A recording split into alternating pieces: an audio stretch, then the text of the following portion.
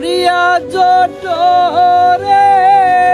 কত কষ্ট করে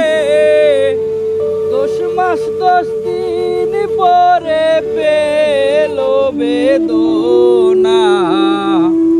এমন দরদি ববে কেউ হবে না আমার মা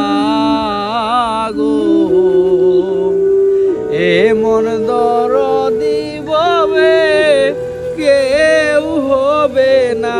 আমার মা গো মায়ের